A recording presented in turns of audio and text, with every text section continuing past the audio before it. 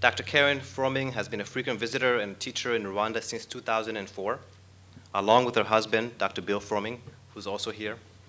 She has taught self-help trauma treatment techniques for the National University of Rwanda, clinical psychology, and social work students.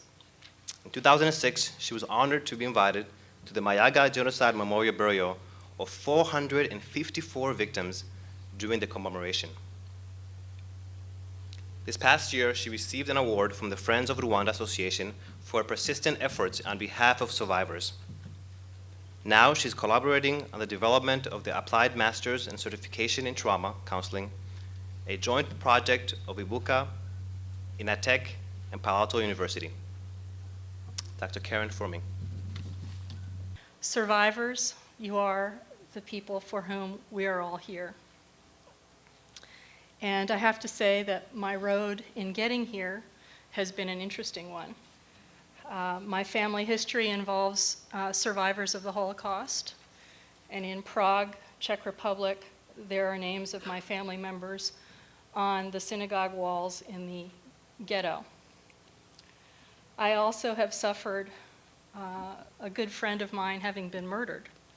And so my journey in coming here and speaking with you also has some tinges for me of trying to understand. I'm honored and humbled to be here with you and for you. In determining what I would talk about, of course, trauma's aftermath is at the foremost of my mind. We know the path to recovery and healing is a long one. I'm here to stand with you in your sorrow, even though there is no way for me to be in your shoes. Each of you here is an individual on their own path, and it is a lonely one. It is your being here together, sharing this moment together, that helps all of you to continue your road to recovery. The very best that I can do is to stand here with you and be willing to hear you. Before going too far, I'd like to begin with an exercise called grounding. So we're going to participate together, I hope, in what is a clinical exercise to help people who suffer from trauma. For example, on some occasions when you feel that you might be overwhelmed by emotion, you might feel lightheaded, you might feel that you'll break down, you might feel as though things aren't real.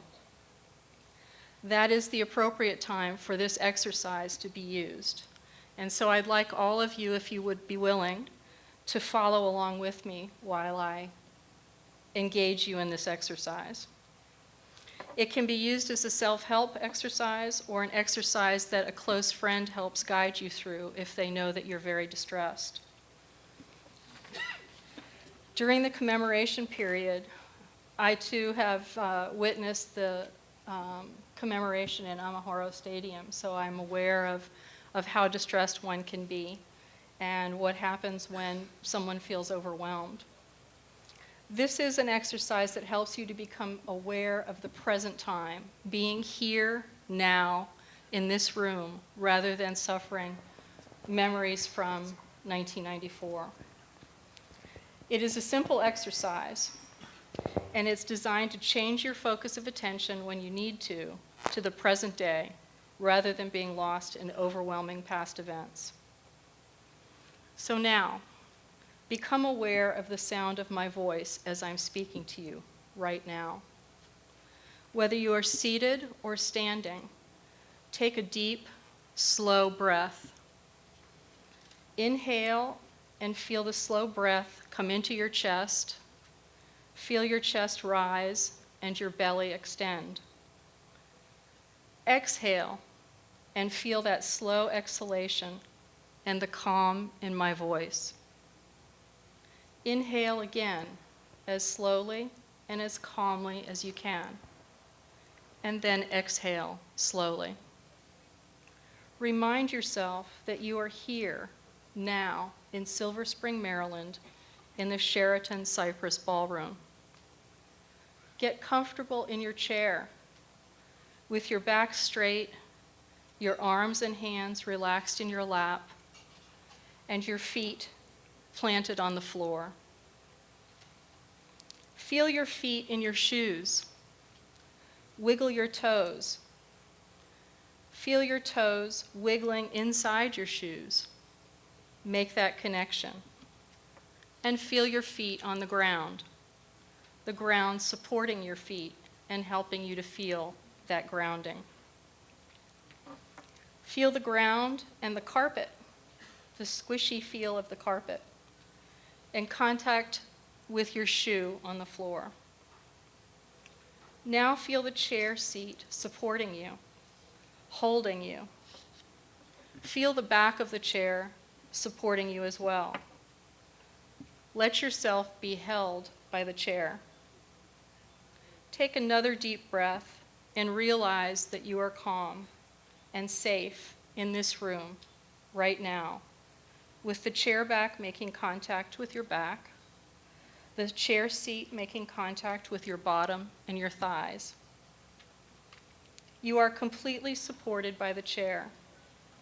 You can listen to my voice as it calmly reminds you of the floor supporting your feet. The chair underneath you, the back of the chair holding you. Take a deep breath and feel the air pass into your nostrils. Feel your chest expand and your belly rise. Exhale and feel that support of the chair and the sound of my voice.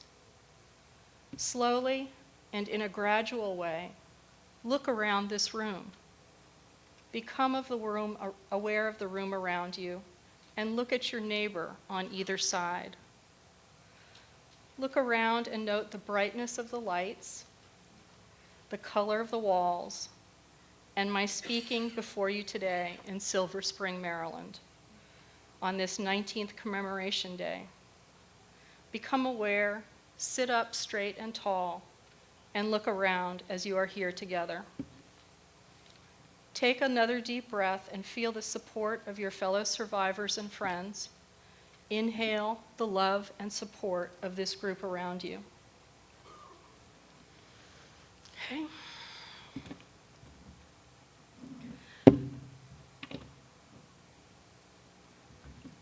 Today we are gathered here to share the grief and loss of loved ones, but also to honor your families and friends. What should the commemoration of the genocide be on the path to honor loved ones and to recover?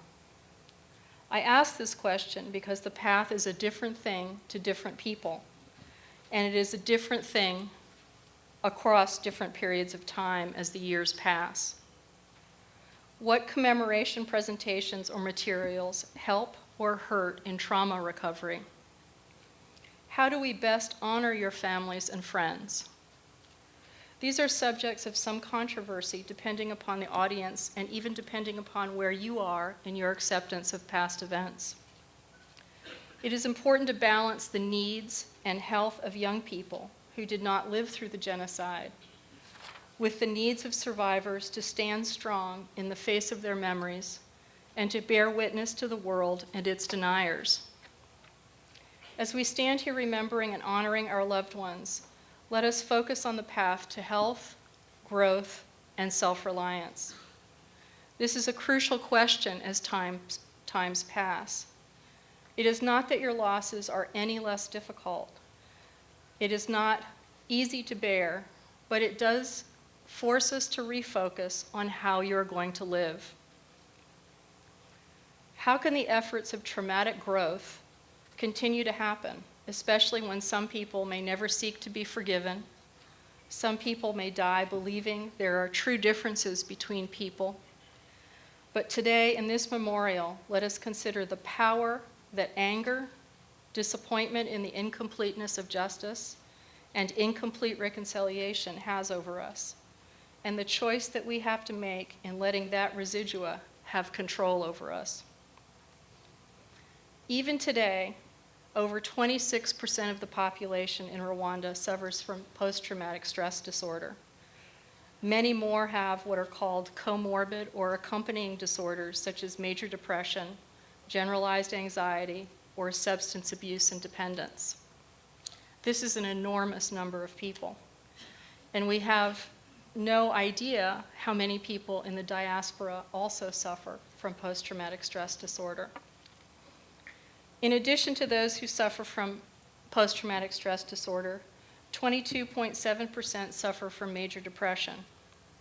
Those with post-traumatic stress disorder are significantly more likely to suffer from major depression as well. By definition, these are people who have impairments in their social, emotional, and daily functioning. Those who suffer also frequently have additional health problems such as headache, back pain, abdominal pain, loss of speech, or loss of hearing. For many who cannot talk about their pain or share it with another, the only way of expressing distress is through bodily or physical symptoms.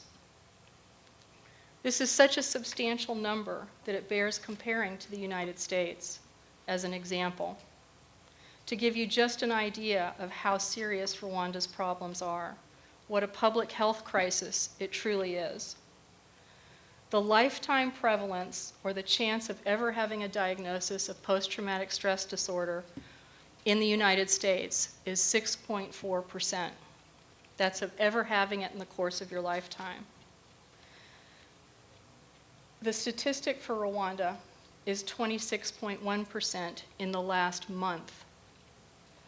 Again, this is a public health crisis impacting day-to-day living, health, and productivity.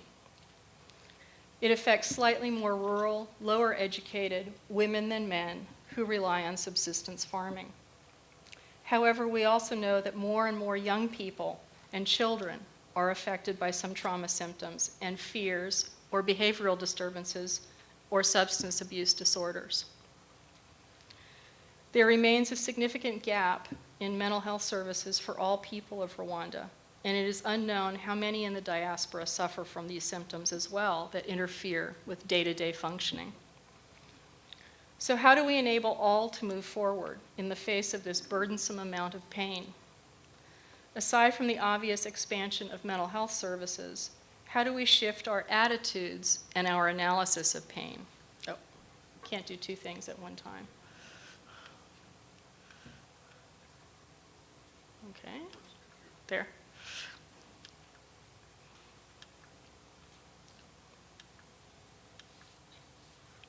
Okay. We acknowledge the losses, but we cannot change. But we have to change the power the symptoms have over us. We can't give ourselves over to anger, day-to-day symptom interference, and it is crucial to demonstrate to deniers and haters that we cannot be controlled. To all of you here honoring your family members and friends, perhaps the answer lies in the values we hold most dear. In doing this focused analysis of our values, we can shift away from pain and the past toward the impact we want to have now and for the future, a positive impact that will have a lasting importance. What are the lessons your families taught you that are the most meaningful and guide you? Is living life in the ways your family members hoped a way to honor them in addition to mourning them? What kind of person, family member, parent, or friend were you taught to be?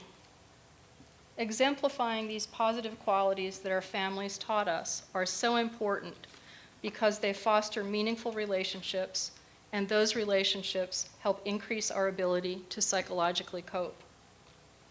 If we are more altruistic and give to others, if we teach our children how to be good students and friends, and hold fast to the best ideals our mothers and fathers wanted, we honor those who were tragically taken away.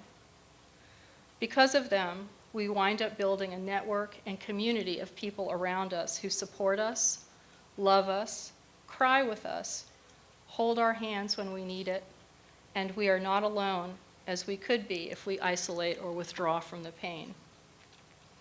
This is a crucial issue regarding testimonies. It is vitally important to give testimonies, and I appreciate very much Tabitha's willingness to share her testimony, and everyone else who does with the Voices of Rwanda project or the Kigali Memorial Center. These testimonies are also a way of healing, despite the fact that they are so very painful to tell. The reason they are helpful is because the more you tell the story, the more coherent it comes. And the more coherent that story is, the more your physiology changes. And the kinds of things that distressed you before will begin to not distress you quite as much. So that retelling helps you to reduce the anxiety levels, to reduce that level of pain, even though it will never completely go away. You will have always still lost your family members and friends. While today is a day of sorrow and remembrance, take that pain and give back in honor for your loved ones. The evidence that this works is seen in the remarkable rebirth of Rwanda. We know that giving to others is one way of elevating mood like no medicine can. So here we are paying homage to your relatives, beloved fathers and mothers, sisters and brothers, aunts, uncles, cousins, and friends. What would be the highest honor to them? To lose your lives in trauma, grief, and anger? Or is it something else? Is it to testify, rise up, rebuild, live life, and live it well? Is it to communally seek answers to what went wrong and right it? Because we began this talk with you sitting in your chairs, grounding yourselves in the present moment, we'll end with an exercise as well.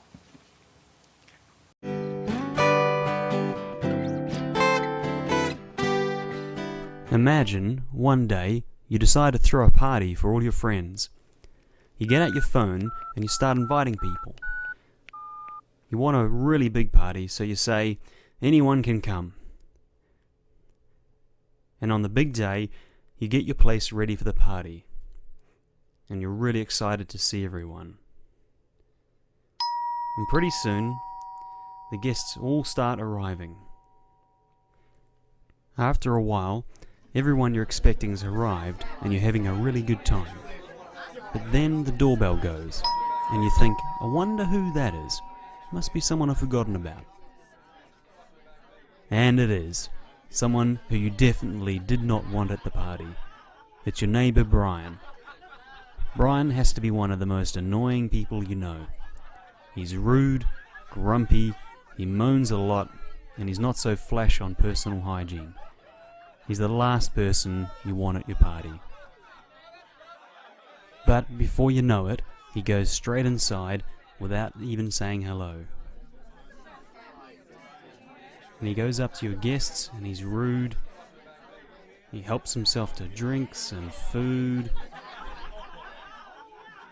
And he generally acts a little weird towards your friends. And understandably, you feel pretty upset, embarrassed and angry. And before long, you go over to Brian and tell him, that's it, it's time for you to go. And you throw him out of your party. And once he's gone, you feel relieved. You go back to the party and start to enjoy yourself. But after a while, you hear the doorbell again. And when you go to check who it is, you realize Brian has come back.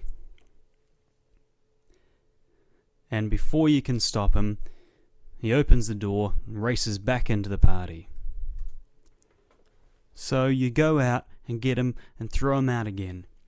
This time though, you decide you're going to make sure he doesn't come back.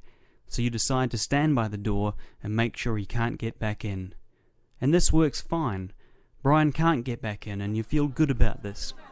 Trouble is, you realize that all the while you're missing out on the party. You can hear everyone else outside having a good time. You want to be out at the party too. But because you can't stand Brian, you can't risk him coming back in again. And you don't know what to do. You really want to enjoy the party, but the thought of Brian being there really gets to you. After a while, you realize that, actually, this party is pretty important to you, and you want to be with your friends, and the very least just to make sure they're okay. So you decide to go back out, and you say to yourself, if Brian comes out, that's how it goes. And sure enough, after a couple of minutes, Brian comes back in and starts being annoying again. But this time something's different. You don't ignore him, because he's pretty hard to ignore, but you decide just to get on with the party and talk with your friends, and you start to notice some interesting things. First, you find that even though Brian is still there, you're actually having an okay time. Sure, it'd be better if he went home, but at least you're not stuck at the door, missing out on the party. Second, you notice that when you're not trying to get rid of him all the time, he calms down a little bit. He's still a pain and still smells, but he's not so rowdy. And then after that, you start to notice some other things about Brian you hadn't actually seen before. Like that he has a quirky sense of humour, even though it's buried pretty deep. And he even makes a couple of friends of yours laugh. And you wonder to yourself, what will you do next time you have a party?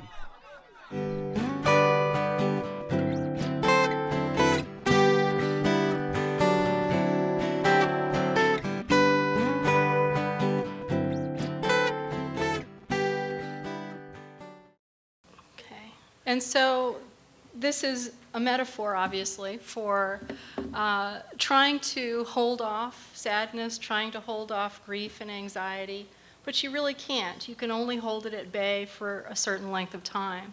And so it is important to kind of come to the acceptance that these things will happen, but that you move on with your life. That you, yes? Why couldn't he just lock the door and go out to the party?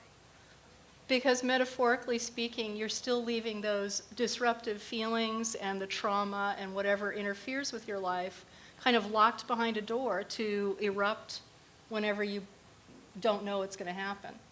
So Just ignoring it. I don't think that symptoms such as what I'm describing are something that can be ignored for a prolonged period of time. They disrupt your life at unexpected times. So the decision is a very individual one, but one that I challenge you to think about. Will you choose to accept that you've suffered greatly from tremendous losses and be motivated to move forward rather than be blocked by them? Or will you choose to fall victim to the losses and sorrow? Something from Deuteronomy, we went to the Holocaust Center yesterday, and I really liked this saying that was in the remembrance room. From Deuteronomy 30:19, I call heaven and earth to witness this day. I have put before you life and death, blessing and curse. Choose life, that you and your offspring shall live. And finally,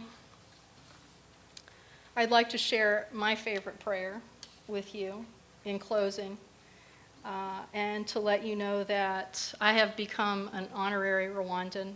The president of Ibuka has given me a name, Mahoro, which I very much appreciate.